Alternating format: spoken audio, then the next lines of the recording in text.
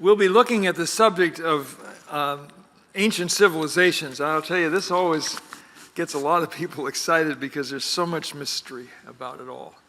I mean, you talk about the mysteries that are involved with ancient peoples, it's quite interesting for sure.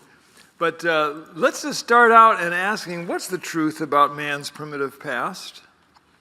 I mean, if you want to know about it, and of course you go to the bookstores around the world, even online, you'll probably get even more confused about it, because many of the fascinating books have been published about the amazing works of ancient civilizations around the world, and they often include the word mystery. Have you noticed that? I mean, here's just a couple of them, here's a couple more. It's always intriguing to me how discoveries of so many ancient civilizations are so surprising that they often leave us puzzled without simple answers. So hold on to that thought that so many things about ancient peoples are connected with this concept of mystery. Here's a widely published book by Reader's Digest titled The World's Last Mysteries. It's filled with spectacular objects that simply lack clear explanations for their origins or even their very existence. Now, let's think about it. Have you ever stopped to think just why so many things about ancient cultures end up being classed as mysteries? If you don't know where that is, it's quite an interesting story. One of the biggest mysteries that I had never even encountered until I actually visited Peru, which is where that picture is taken. And it's quite a story. We won't have time to discuss it in detail. But what's our standard mindset? You know, the mindset that we've been conditioned to think when we consider a thing that's really ancient. You know, something that man has created. Well, the standard idea, the popular scheme, is that man is assumed to be, something like that in his far distant past. Can you think of some of these unproven ideas? You know, he began ignorant and brutish. He progressed through the caveman stage. He became technological only after tens of thousands of generations. And the most ancient start of cultures were crude compared to later ones. And objects that were made by very early people are supposed to be more simple. I mean, that's the way it's always been portrayed to me. Isn't it that way you've kind of got it? I mean, the farther you go back, it's supposed to move more simple, more crude. So discoveries that are very ancient, yet very advanced, are labeled as mysteries. But let's really think about this idea.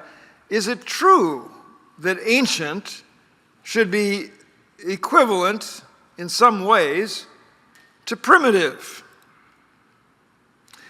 Is part of our problem with our definition of the term primitive.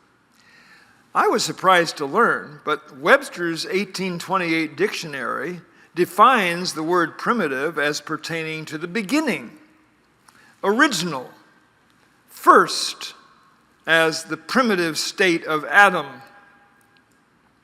And now we've added a modern evolutionist assumption that primitive means simple, rustic, crude, or plain. What changed? Think about it. What changed was a popular concept that generally is referred to as evolution. Got it? So, when we see books featuring discoveries of ancient technical gadgets, advanced artwork, or modern-looking clothing, we label them as mysteries of the past. And let's keep some facts in mind. In other parts of our series, Unlocking the Mysteries of Creation, we're uncovering extremely important information that's often hidden from the public.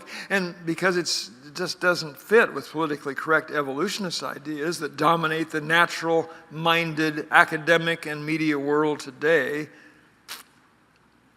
We learned that there's no evidence to prove that the earth is millions or billions of years old. That whole idea is a fabrication of evolutionist speculation. And if you haven't gone through that information, it's all found in my book, Unlocking the Mysteries of Creation. Well, almost all the age dating measurements point to a young earth. And young, as in a few thousand years, not millions and billions, as we've been taught by our evolutionist establishment science.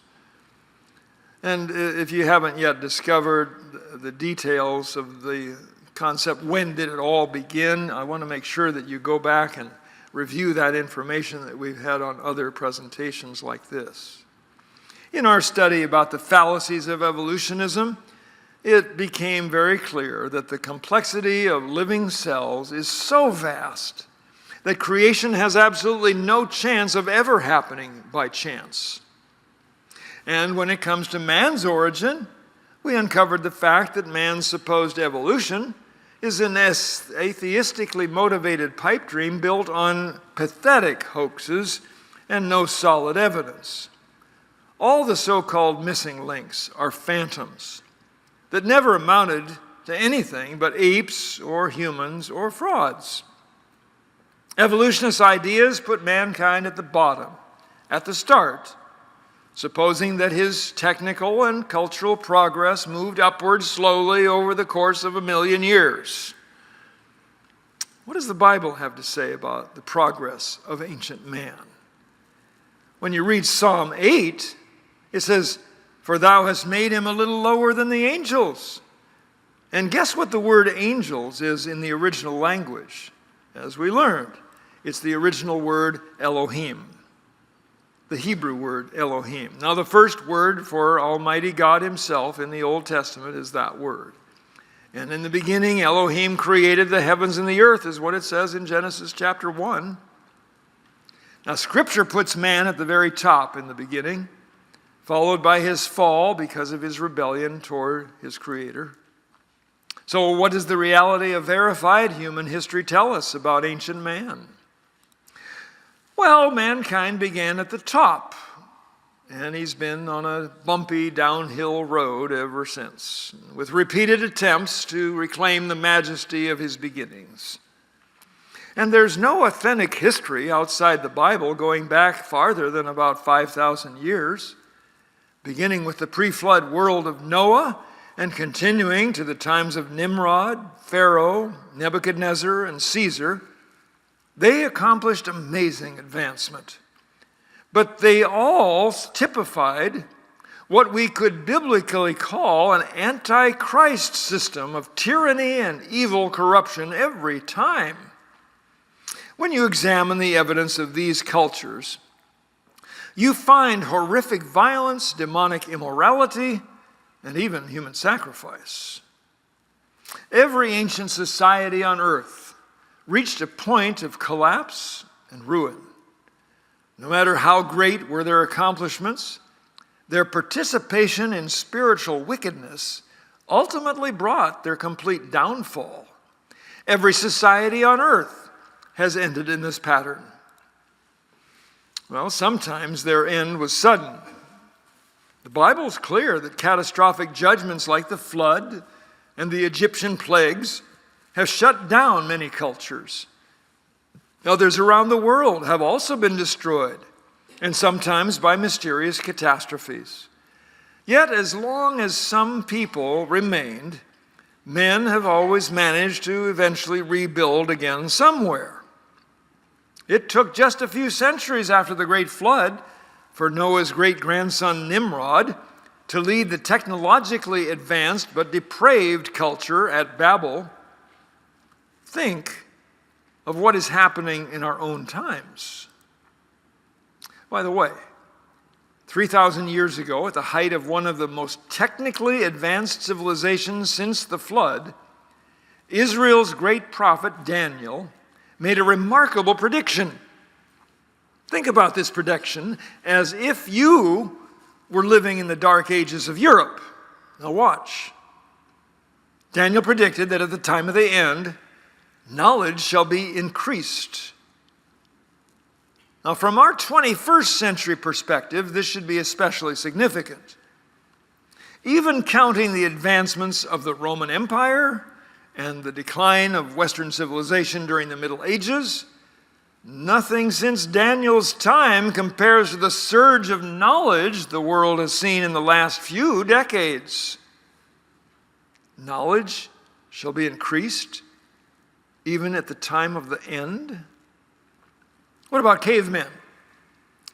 Oh, when you think about it, when you think about the remote, simple tribes today, people who live in a very backward condition, you have to ask the question, are those people living in minimal conditions like that, are they our ancestors? They're people, but many of those people are descended from really advanced societies, like the Mayans or the Egyptians. Stone Age people are living today while others explore space and invent computers. Society has its dropouts today, doesn't it? Just as it would have been in the past. Diversity of sophistication is common to every era of history. Some have sophistication and some have no sophistication, or very little. But there's an interesting observation made 2,600 years ago by Israel's prophet Isaiah. And they shall go into the holes of the rocks and into the caves of the earth, for fear of the Lord and for the glory of his majesty when he arises to shake terribly the earth. Now, wouldn't you expect that?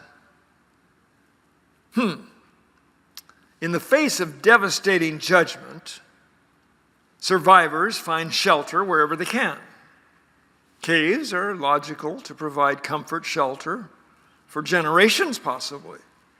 And what most people today fail to realize is that there have been several widespread catastrophes in the ancient past that have literally thrown mankind into generations of darkness. The obscuring of this reality has deepened the deception of evolutionist nonsense into many areas of perception today. Yes, there were advancements, but every single time there was decline, and sometimes with devastating, catastrophic events. What were the capacities of original man? What was he made to accomplish? Genesis tells us God made man in his own image, in God's class. He was made to be a peaceful, majestic king over all creation. But to better appreciate that high rank of authority and man's potential from the beginning, let's ask an important question. When God created angels, how long do you suppose it took them before they were fully functional? Doesn't it say that they are mighty in strength, performing God's word, as it says in Psalm 103, verse 20? We've no problem thinking about angels created to be powerful and effective right from the start, doing what they were designed to do. But what do we think about man? Has our concept of early man been warped by not seriously considering the implications of God's word? I mean, did earliest humans have to grope around for centuries before they finally figured out how to make a wheel or build a fire or any kind of technology? Just how smart was original man? The rare art remaining from the earliest cultures like Sumer reflect capacities that are absolutely amazing. No computer can match the human brain. Do we use even 10% of its potential? Think.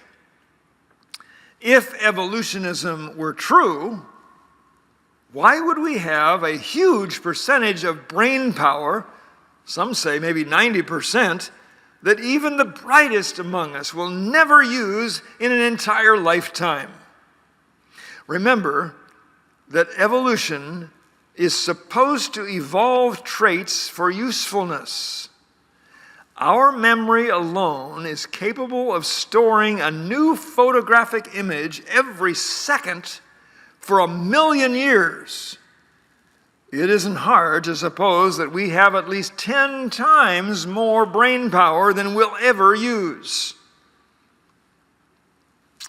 Remember, God gave an intellectual job to Adam right at the beginning? Was it a serious challenge for him?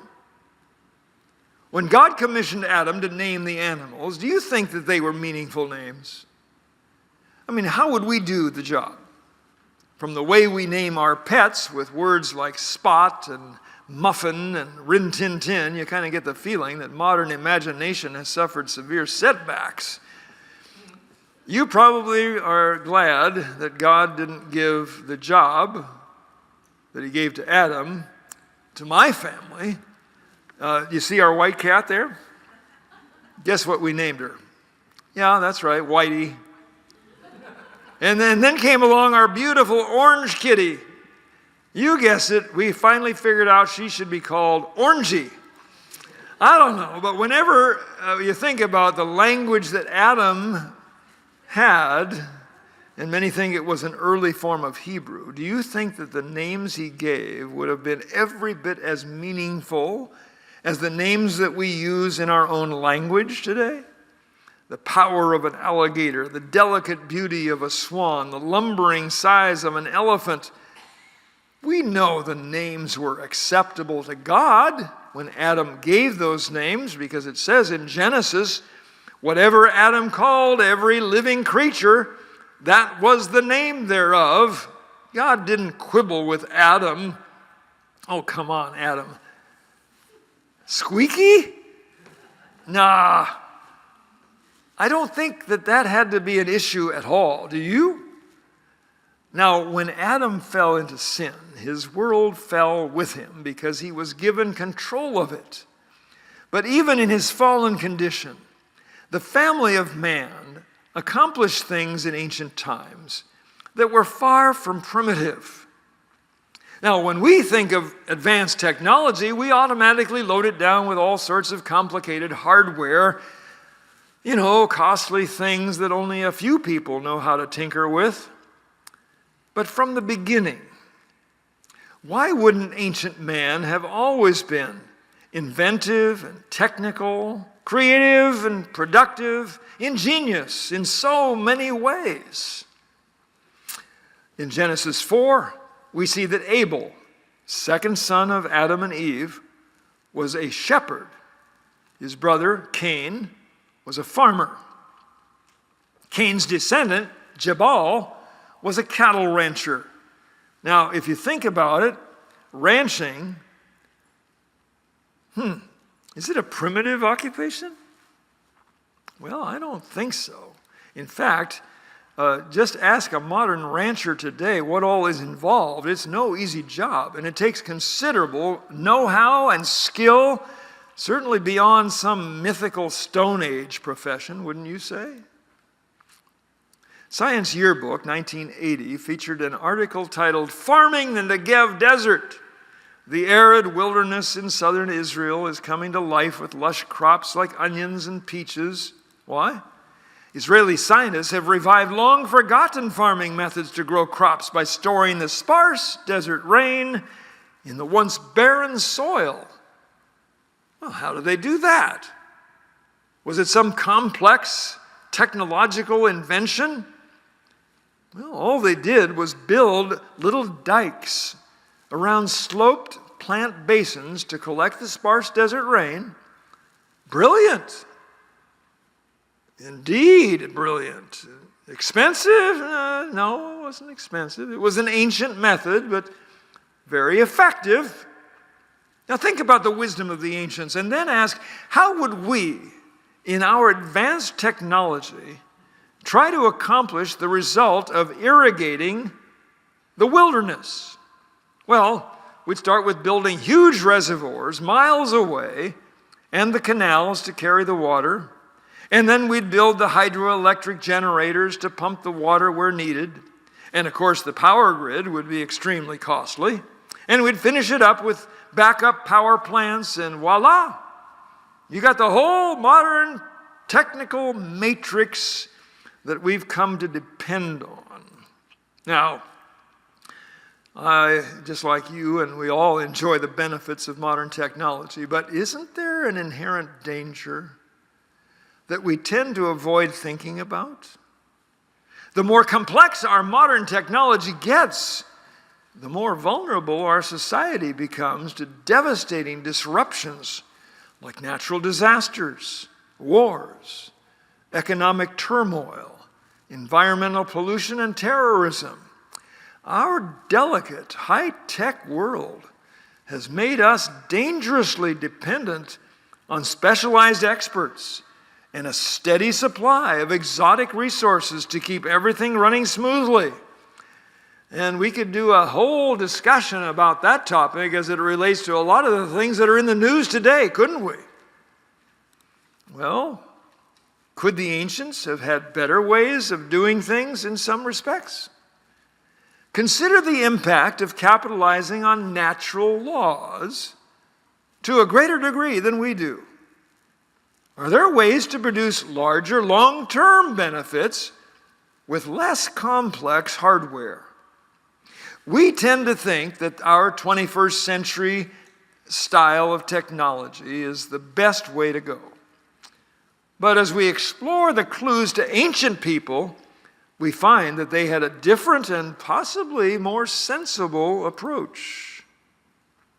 For lack of an established definition on this approach to technology and history, let's consider the implications of a new term: simplified ingenuity. What you're looking at is a 1,000-year-old plus ruin of the Mayan city of tropical Mexico called Palenque. When I was there on a sweltering April day, the temperature was about 100 degrees, and the humidity must have been 100%. But inside the immense 6-story high structure, the rooms were air-conditioned. Now, wouldn't you like that? Well, carefully engineered corridors channeled the cool air through massive stone passageways, assuring ideal temperatures year-round. Just be like it'd be in a subterranean cave or cavern. Now that is what you could call simplified ingenuity.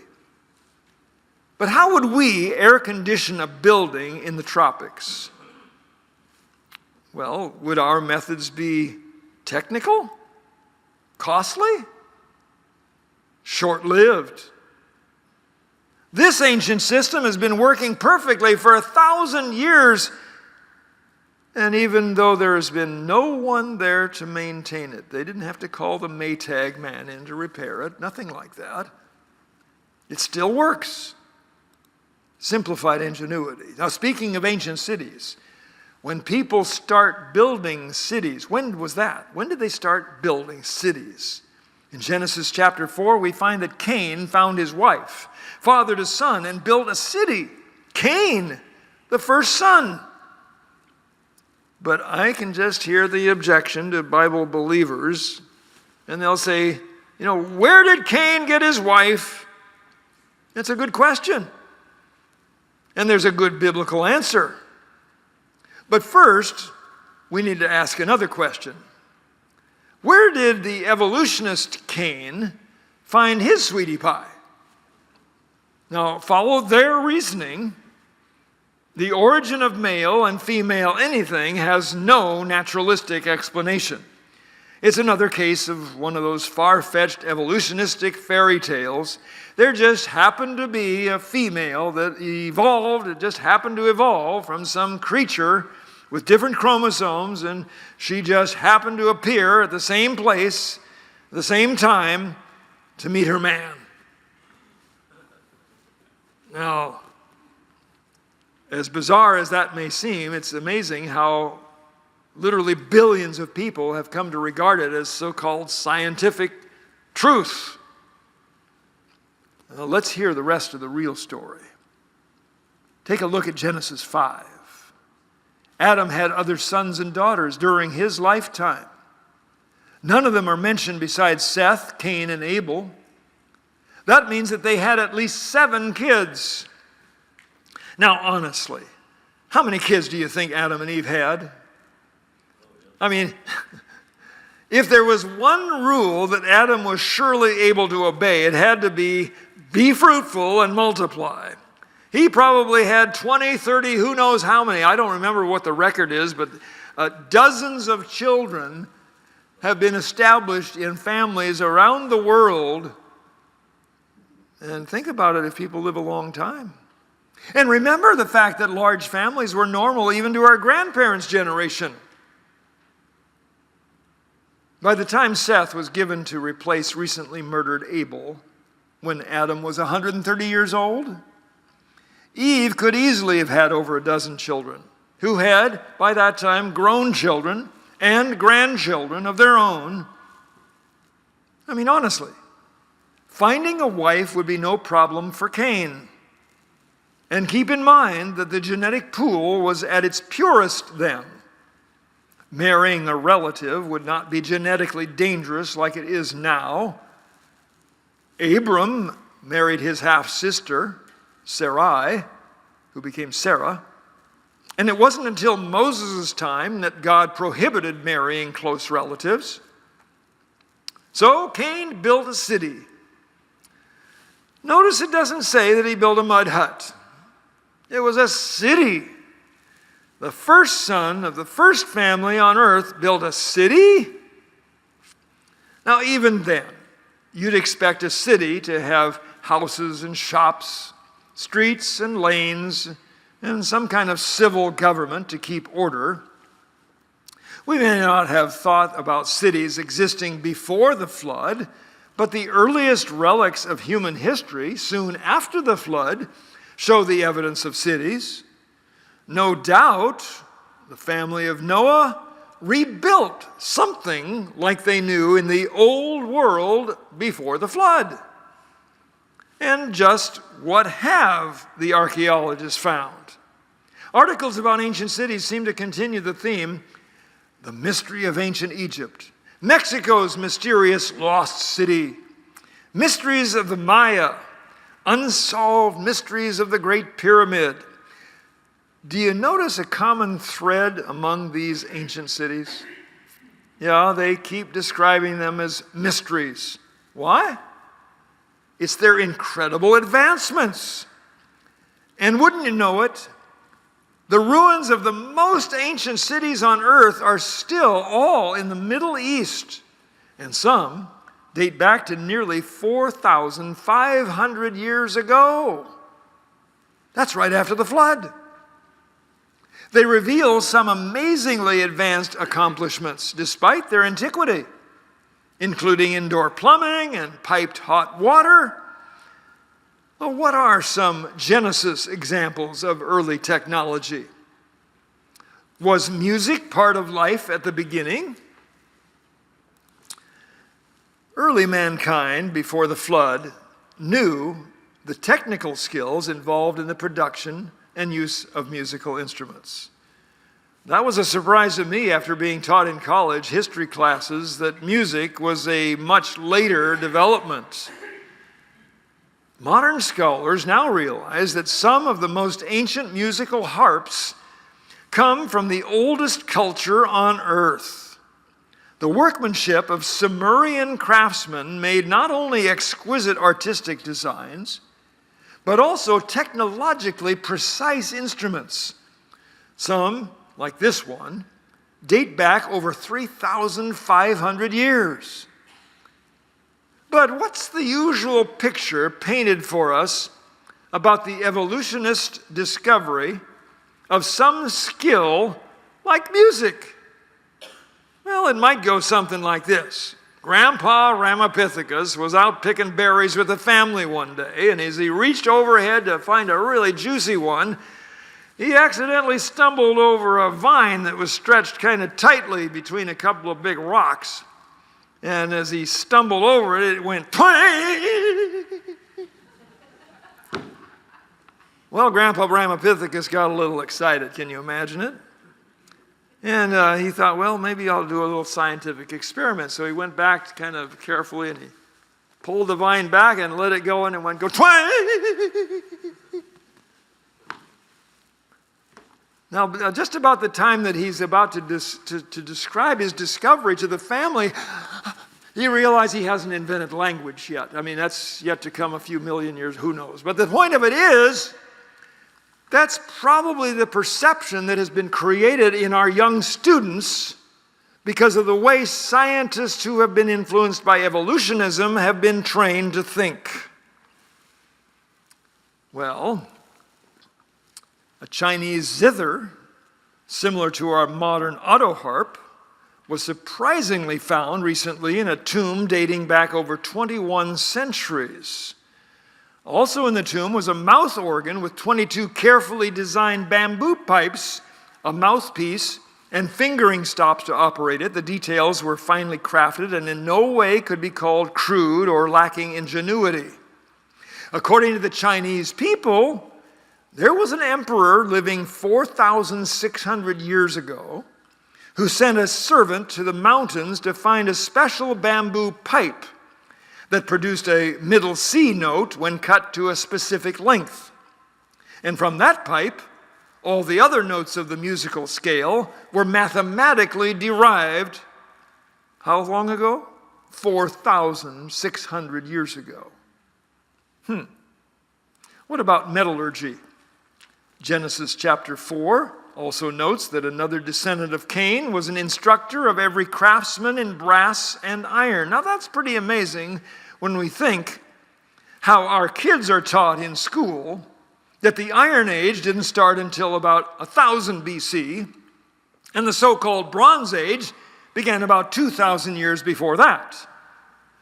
Genesis has bronze and iron being made way before the flood. When you think about that, from the Danube River basin in Europe, copper tools like these date back over 4,000 years and sparked a surprise report in National Geographic that ancient Europe is older than we thought. They wrote that a metal industry was fully developed in Europe when it was just starting in Greece. And in 1968, a discovery was made of the oldest large-scale metallurgical factory on Earth. Guess where it was? Over 200 smelting furnaces from an unknown society over 4,500 years ago produced ornaments and weapons of copper, lead, zinc, iron, gold, tin, manganese, and 14 kinds of bronze. Scientists marveled at this ancient industrial age. And where was it? At the base of Mount Ararat, the place where Noah's Ark landed after the year-long flood that completely changed the face of the entire earth. Consider ancient Egypt. Discoveries there revealed elaborate goldsmith work dating back more than 4,000 years. Some metal artifacts from ancient Egypt appear to have been electroplated. In China, a 22-century-old emperor's tomb was discovered that it's really astounded the entire world. Metal swords buried 2,200 years with no corrosion included weapons alloyed of tin and copper and a dozen other elements like magnesium, nickel, and cobalt. Really? The book of Job is one of the most ancient preserved pieces of literature on earth. Job lived somewhere in Arabia before Abraham arrived in Canaan, long before Moses. It was very different there back then, 4,000 years ago. Rivers, pastures, and even ice are reported in a region that has now degenerated to a barren desert. But before that, how had things changed even more? Look what Job recommends. Enquire, I pray thee, of the former age, and prepare thyself to the search of their fathers. So why should we follow Job's advice? Advice to dig up facts about an even more mysterious and ancient time? Well, he tells us. For we are but of yesterday and know nothing, because our days upon earth are a shadow. What's a shadow? Job implies that people living long before his time had far greater knowledge than his culture. And what does he mean by telling us that we are ignorant because our days on earth are a shadow? Well, what is the former age? If Job lived more than 4,000 years ago and the flood destroyed all civilizations just a few hundred years before that, could the former age be the era before the great dividing point of history? The flood totally altered the earth's environment. A major result was the severe reduction in human longevity. Look at the list of how long earliest humans lived.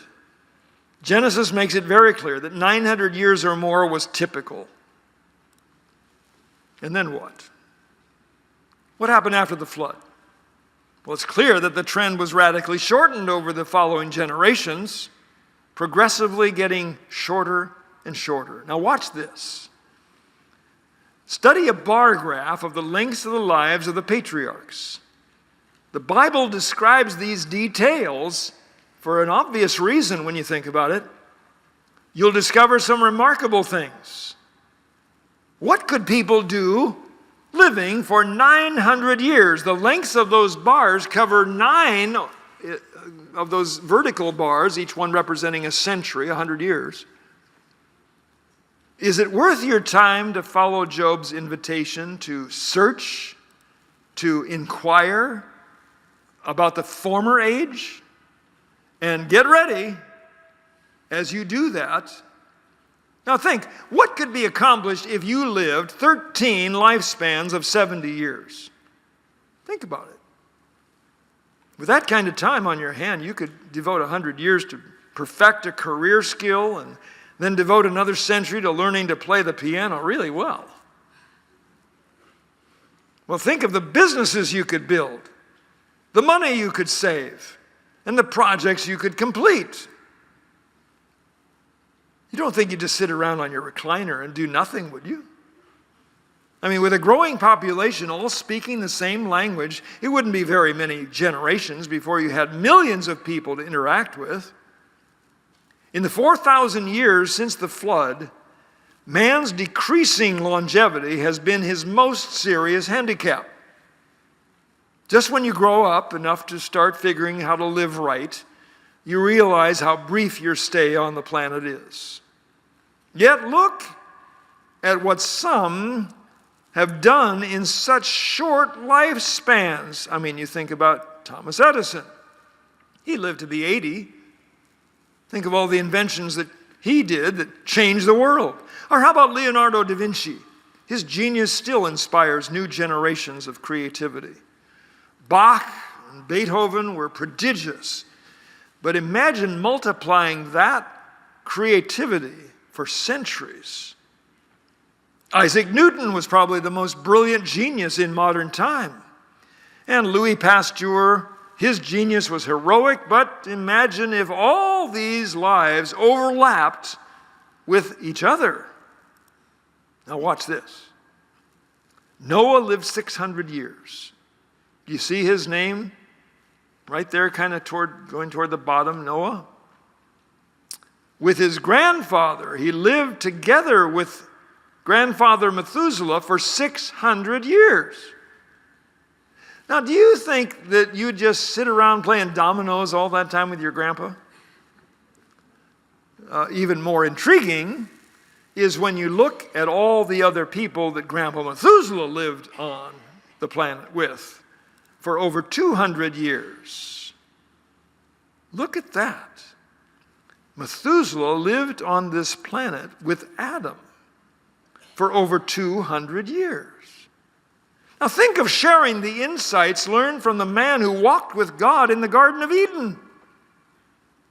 Oh yeah. Did you notice the guy with the short bar on the graph? Methuselah's father? Yeah, that's Methuselah's father, all right. His name is Enoch. He was only here for 365 years. Well, compared to everybody else, that's a short time. But Genesis says God took him straight out of here without dying.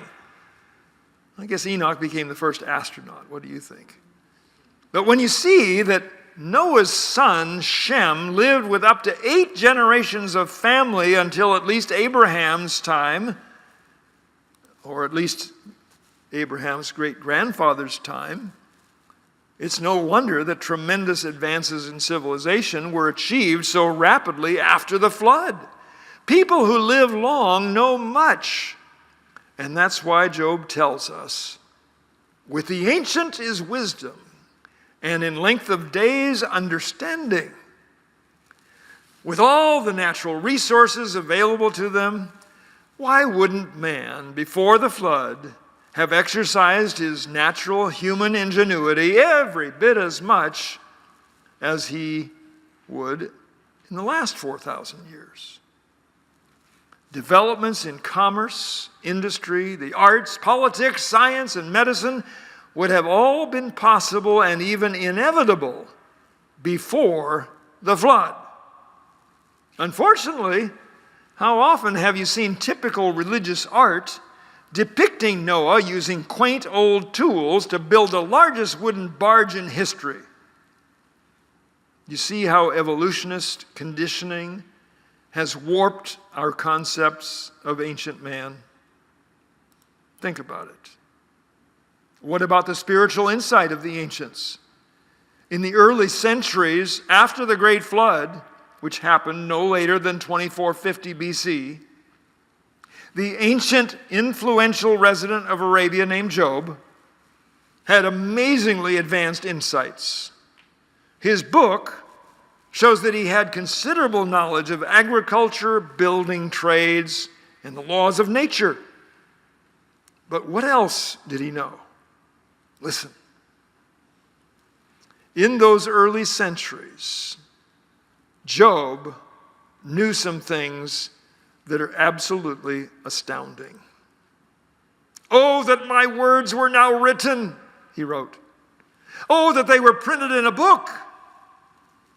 Now, skeptics programmed by evolutionist thinking used to publicly scorn the idea that even Moses could write intelligently in 1500 BC. Here we see a man living another 500 years earlier, and he's contemplating printing a book. But he feels so strongly about his message that he even wants to chisel it into granite. He says, "Oh, that my words were graven or engraved with an iron pen and lead in the rock forever." In other words, he would actually melt lead and put it in that engraving of the letters engraved in stone. By the way, Jeremiah, in Jeremiah chapter 17:1, says the sin of Judah is inscribed with an iron pen with the point of a diamond. Now wait, diamond-tipped cutting tools. Is it possible that 20th century industry is not the first to have diamond-tipped iron cutting tools? Think about that. Obviously, Job wants to make a very indelible record and share this bit of knowledge with orders for a long time to come. So what is Job's important message? Well, here's what he says. "For I know that my Redeemer liveth, and that he shall stand at the latter day upon the earth." Now think about that. He's talking about the return of the Messiah and the physical resurrection of the redeemed. How could some ancient tribal chieftain in Arabia understand such a deep theological concept even before Moses wrote the Torah? Well, let's remember what the Apostle Jude wrote about Enoch, the seventh from Adam, before the flood. He prophesied of these, saying, "Behold, the Lord cometh with 10,000s of his saints to execute judgment upon all that are ungodly." Enoch wrote that. Well, one of the feeble arguments of Bible critics asserts that men invented the concept of God and the supernatural only after he evolved enough to think up such an elaborate scheme. Really? The very idea of redemption is an advanced theological concept. Let's admit that.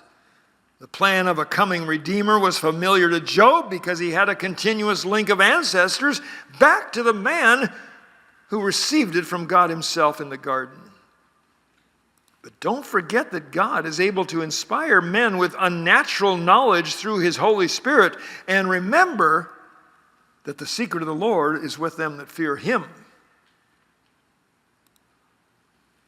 Isn't it amazing to realize that our greatest grandfather, Adam, actually shared intimate fellowship with the Creator?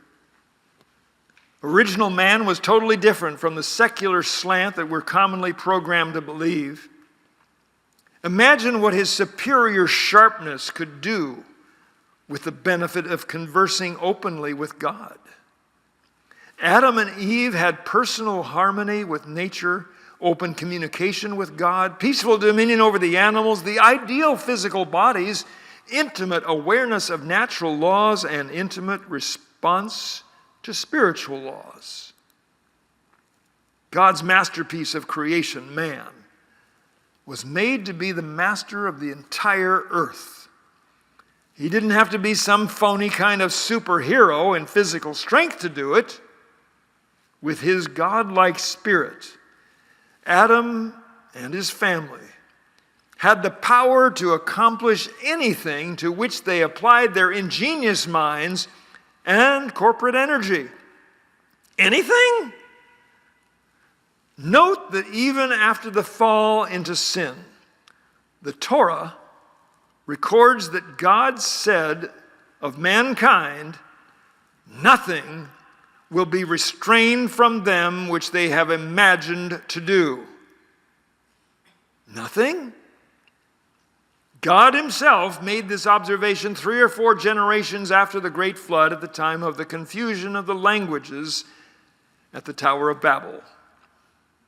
Now, if men can conceive of a way to accomplish a goal, they will be able to reach their goal. Why should we think that only in modern time has mankind reached the level of scientific knowledge where this idea is really possible? Such a sweeping assertion seems almost too impossible, even if God did say it. But that's why he had to put a stop to it.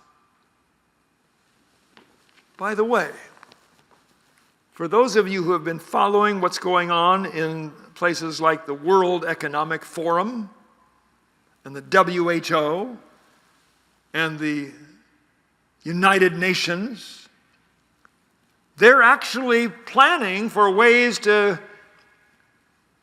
actually continue people's lives even without their bodies, by basically plugging into their brain and having a form of eternal life disembodied. I mean, as weird as it sounds, the things that they're contriving to do, and they're actually pursuing the technology to accomplish it, in their view, makes you wonder. What did God do when he said man could accomplish anything he imagined to do? He stopped it. He confused what? Their language. Think about that a while. And remember what the Creator said at the creation of man in Genesis chapter 1. But how did God make man in the beginning? He made him just a little lower than Elohim, a little lower than God himself. So let's look for the evidence to support this biblically realistic approach to ancient human achievements. In our next section of our discovery, we'll examine some of the most amazing products of ancient people that baffle modern science and often are ignored by men walking in spiritual darkness. bowing to their politically correct educators.